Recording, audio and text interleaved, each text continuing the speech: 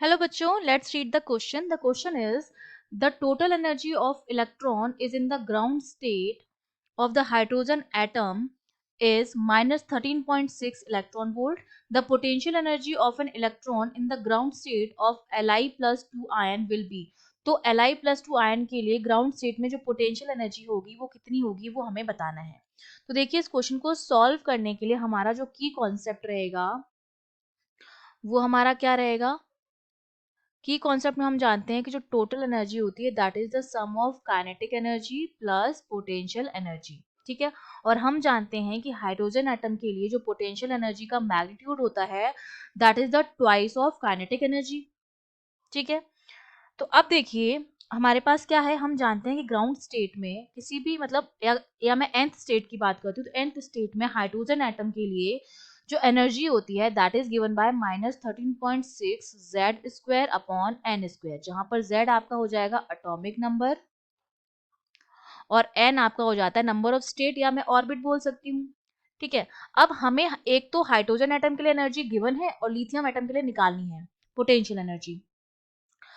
तो देखिए दोनों के लिए Z जो है वो डिफरेंट है, क्योंकि लिथियम के लिए जो Z की वैल्यू होती है वो 3 होती है, हाइड्रोजन के लिए Z जो होता है वो 1 होता है और लिथियम के लिए जो Z की वैल्यू होती है एटॉमिक नंबर जो होता है वो 3 होता है. और दोनों के लिए हमसे ग्राउंड स्टेट में पूछा जा रहा है, इसका मतलब N जो है वो 1 है फॉर बोथ. ठीक है. ग्राउंड स्टेट के लिए N 1 होता है और दोनों ही केस में हमें ग्राउंड स्टेट में ही निकालनी है.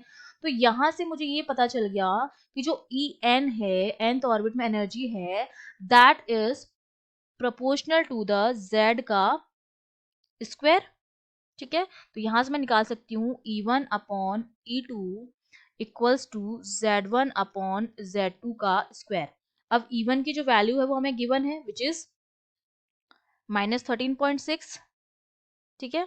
Z square upon n square तो हो जाएगा -13.6 अपॉन E2 की वैल्यू हमें नहीं पता है which is equals to Z1 आपका 1 है, Z2 आपका 3 का स्क्वायर है.